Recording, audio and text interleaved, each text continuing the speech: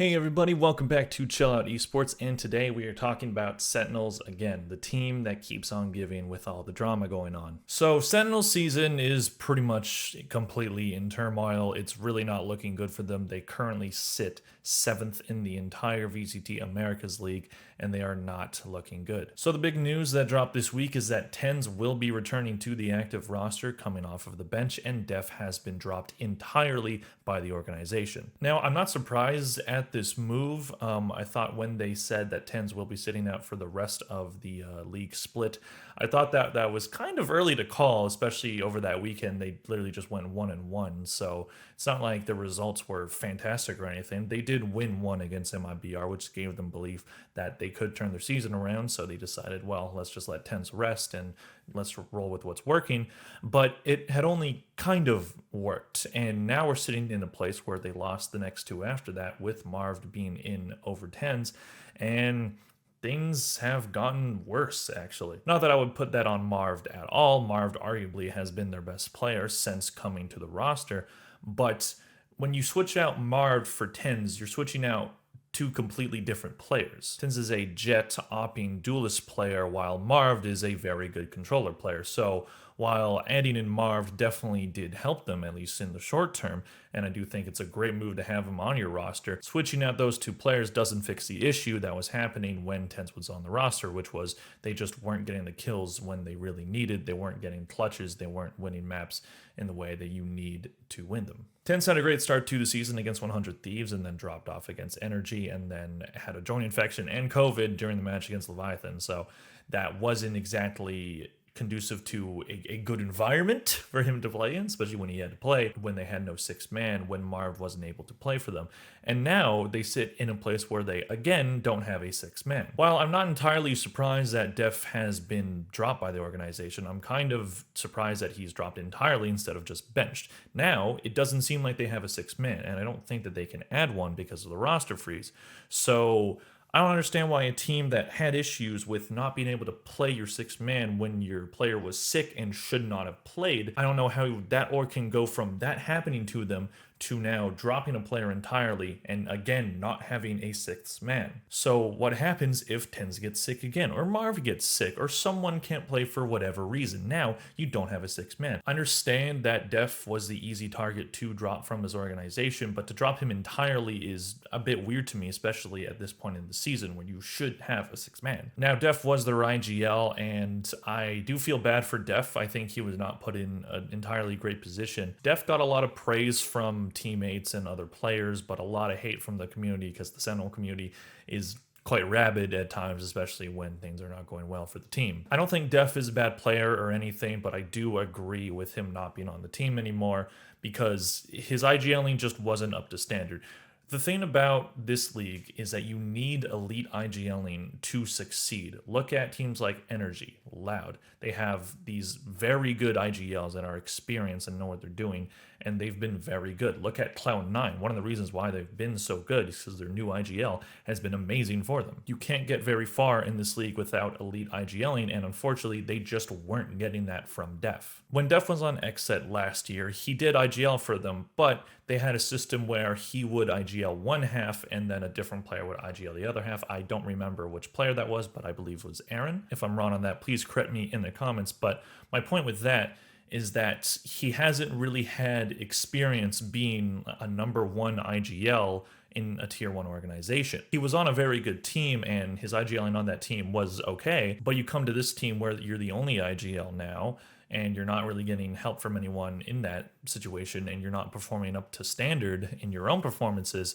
you run into a situation where it's just not good enough and it's just not working. Again, his teammates were very praiseful of him and gave him a lot of positive comments when he was getting criticism from fans and players alike.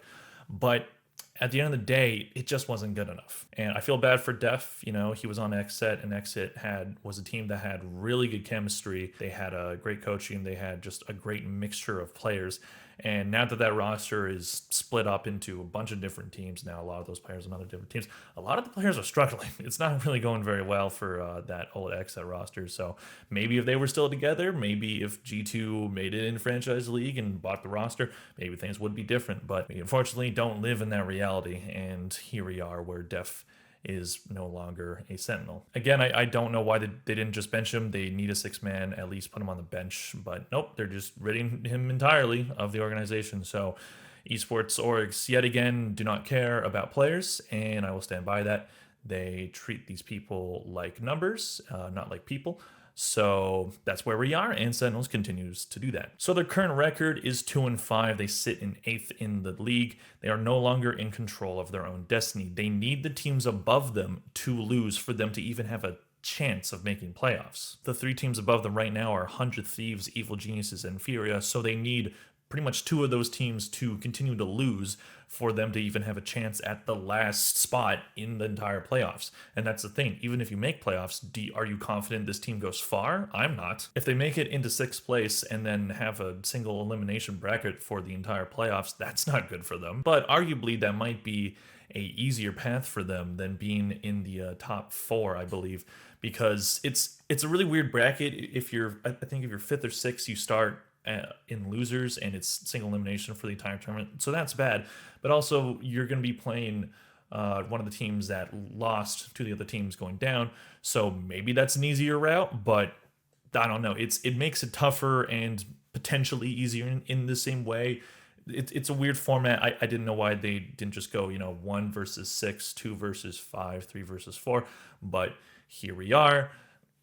Riot continues to do Riot things. Their maps are 6 to 11. The rounds are 159 to 196 with minus 37 round differential. And their percentages and the performances on certain maps are pretty evident of why this team is struggling the way that they are. So the best map is Ascent, where they have a 67% win rate. They have 49% win rate on attack and 50% on defense. So the better on defense in that map, and that does make sense, that is more of a CT-sided map, but that's still not a great win rate overall for what is supposedly your best map. And then you look at the rest of the maps and you see where more of the problems are starting to pop up. Looking at the other maps, they have a 50% win rate on Fracture and Pearl, and on the other 4 maps that are in rotation, they have a big ol' goose egg 0% on 4 maps. So that's kind of the issue, is that they really don't have a deep map pool. They lose on most maps, and they barely win on the ones that they do have a decent to positive win rate on. All you gotta do when you're counterpicking is just, maybe ban Ascent unless you're really confident in your Ascent,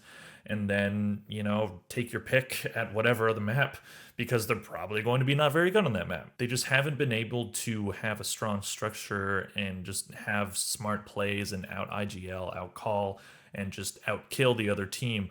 They just really have been struggling in a lot of those departments, and you need those to win. You need clutch kills, you need to hold sites well, you need to have a good post plant, a good retake, and they just can't find consistency in any of these areas. And when you have a map pool that is this shallow, where you only have a positive win rate on 1 and then even on 2 others and 0% on 4 other maps, that's not good at all. Their last 2 matches are Crew and Furia. So Crew, they have not won a game yet. They are 0-7, so that's a winnable game. But wouldn't it be kind of poetic if the only win that Crew gets this year is against Sentinels, and that pretty much ends Sentinel season? These teams aren't rivals, but they do have history together, Crew being the ones that knocked them out of champions back in 2021, and that was their last appearance in the international tournament.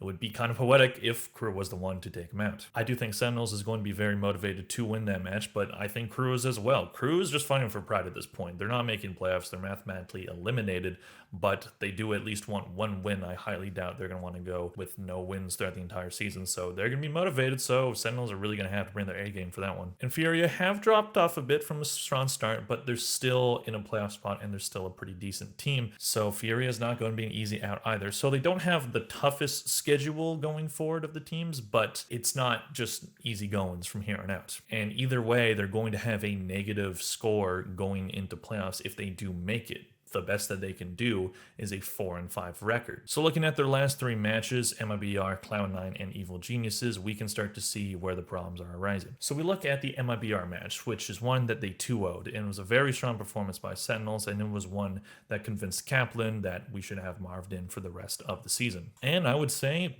fine decision based off of that win. It was a very strong win. They took Pearl 13-5. They took Fracture 13-6. So MIBR not even winning that many rounds. Solid performance overall. But also MIBR, after having a pretty decent start, they have dropped off. So it's not really one that you can look at as, oh, you know, it's a really strong team that they were able to overcome and take down. It's a team in about the same tier as them. They have the same exact record of 2-5. They're at 9th place though. So it's not a huge win, but it was a good win. It was something that they needed, and it seemed like this is where things could start improving for this team. And looking at the stats of their players for that match, there was reason to believe that things could keep improving. Marv did very well that match, going 38, 23, and 17 for plus 15. Saucy, 39, 23, and 11 for plus 16. Zekin with 33, 29, and 7 for a plus 4. Dephh, 19, 24, and 20, minus 5, and Pancata, 17, 25, and 9. So not a strong performance by Pancata, which you're hoping for against other Brazilian teams. You know, he is Brazilian. Hopefully he would be motivated against his own region. I'm sure he was, but it just wasn't his match. But it doesn't really matter because they won. Maybe he just didn't have a lot to do those games because he was just letting his team figure everything out, and all he had to do was hold sites. So this is where things seem like they could be getting better. Unfortunately, their next match was against the second best team in the entire league, and that was Cloud9. And this was basically a must-win for Sentinels. Not as much as the one after that, which we'll get to, but this was a rough one. This was one that they really needed, especially against another North American team. If they had won this would have put them above a lot of other teams, and they would be pretty comfortable in a playoff spot right now. Unfortunately, here we are. They went 4-13 on Lotus and 6-13 on Fracture. So this is where the map pool comes in again. Lotus, one of the maps that they have 0% win rate on, they can't win on Lotus. And they also weren't able to play Jet that entire match because Lotus and Fracture are typically not Jet maps. So you have Zekin playing Raze. It just did not work out. He got 15, 28, and 7 for minus 13 that match. Really not good. And the rest of their players didn't do well either. Marv went 23, 30, and 9 for minus 7. Pancata 24, 30, and 6. So better than his match against MIBR, but still not very good. Went minus 6. Saucy with 19, 31, and 12, minus 12. And Dephh 20, 30, and 9 for minus 10. Another very bad performance by Dephh. And I know IGLs don't always need to be the ones fragging out and getting all the kills. That's evident with FNS on Energy. He doesn't get a lot of kills, but he is elite in his IGLing. And Dephh, unfortunately, he isn't. He's a good IGL, but when you have almost every performance that he has as a negative, he's been negative in almost every game this entire season on almost every map. So what does that really say about his ability? And it seems like when this team has players like Zekin doing not very good, things just kind of fall apart. You know, Zekin is a very talented player, and he's kind of been carrying this team throughout this season, but him not doing well against the second best team in the entire league doesn't bode well, and it kind of affected the entire team, it seems. And then you have the loss that I think was the one that put the nail in the coffin for their season, and is probably going to be the one that we look back on as this is the one that tanked their season.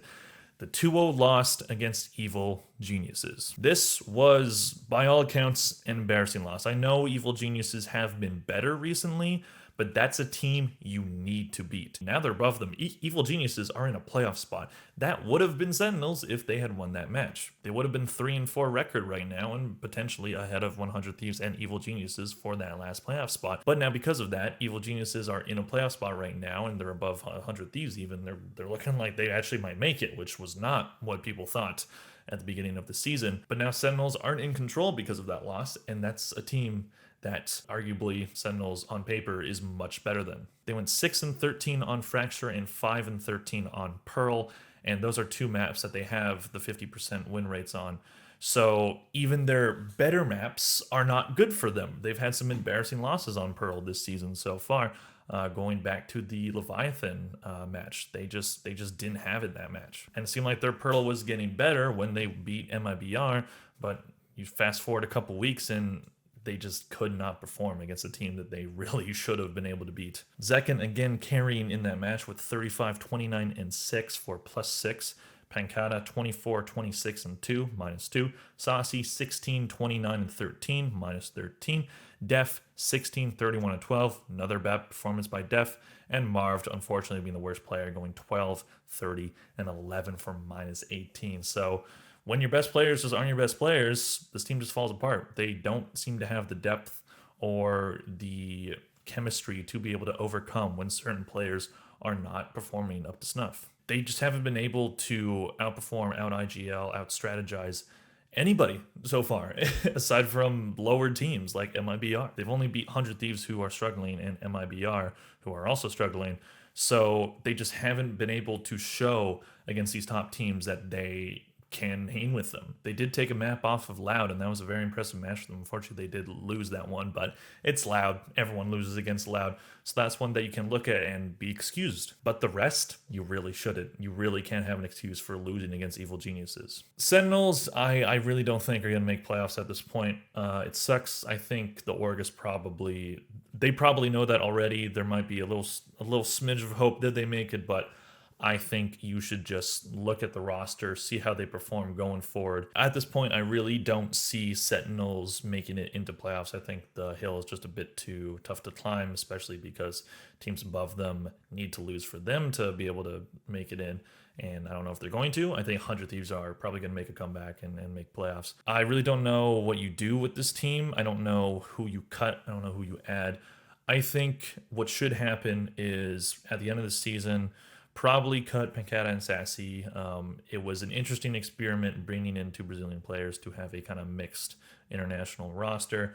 And they're good players, and they've been performing fine. Sometimes they haven't been, but they've been decent at the very least. And I think maybe they move on to a Brazilian team, maybe MIBR, maybe Furia. I doubt Loud brings them back. I think Loud's doing just fine without them. I think you probably let those two guys go to a team that they're more comfortable with. And you're also going to need a new IGL at the end of the season, especially if Saucy leaves, because the rumor has it he's going to be the current IGL going forward. Maybe Marved maybe they might do a whole exit switch where some players do it for attack, some players do it for defense.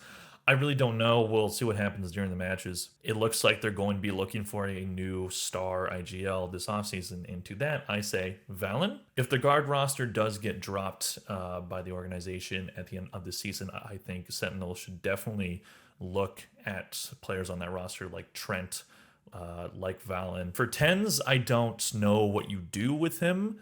If he doesn't show up in the last two matches, they probably do end up cutting him, but if he proves that was just kind of a fluke early on in the season and has a solid performance for the next two matches, maybe they keep him. I think Sentinels as an org wants to keep tenz, but I think Sentinels as a team maybe doesn't. Tenz is basically the face of the Sentinels. Let's be completely honest here. He's their most popular player. He's probably the most popular player in the entire world. But if he's not performing, do you keep him on the team or do you move him to just content creation? Will he want to do that? I think he wants to compete. If he wanted to just be a content creator, he could very well do that. But I think tenz has a competitive spirit and wants to win in Valorant, wants to prove that 2021 wasn't just a fluke for him and that he's actually a really talented player. I think that's what he wants to do. So does he move on? Maybe 100 Thieves looks at CryoCells, who hasn't been performing very well for them. Maybe they make a switch there. Maybe they drop Cryo, bring in tenz. To me, that makes a lot of sense. I mean, Kaide being on 100 Thieves, tenz already has that connection. It's a big brand, and it's one that would work for tenz, absolutely. So maybe that's what they look at. I don't know. I do think they're going to try to keep tenz at least for the time being, but I don't know how long this lasts. I don't think this roster is going to be anywhere near what it looks like next season, but we'll see what they do. We're not there yet. We're looking just at what is happening right now in front of us, and it just hasn't been good for Sentinels, and it really blows. It's really unfortunate for their fans who really want to see this team do well. I feel for the players who are just getting bullied online over a game, which sucks. But that's the reality of the situation. I do think that there is a solution here, but in terms of finding it, I really don't know. I think they need a new IGL. I don't think this roster needs a complete rebuild. I think you can keep certain pieces of this roster. Zekin, definitely. Marv, definitely. tenz is a maybe. But they should bring in some players in the offseason that can improve themselves, because Sentinels just not being a dominant team in Valorant just kind of seems weird. Not that they were last year either, but they bring in a lot of viewership. They're a very popular team, even when they're doing bad. So Riot definitely wants them to turn around. A lot of fans want them to turn around, and I think Valorant Esports is more interesting when Sentinels are a good team. So we'll see what happens. I think the season, just throw it away, crumble up, throw it away, forget about it. Have a different roster going in next season. Maybe LCQ, they could do something and make champions. I don't see it happening. I'm sorry, but we'll see. Anyways, thank you guys very much for watching. Let me know in the comments below what you think of the Sentinel situation as it stands. And do you think that they're going to pull through and make playoffs, or is this just it for this roster and they're just going to look to next season and see what happens? So let me know what you guys think. Thank you very much for watching this video, and I'll see you guys in the next one. Bye.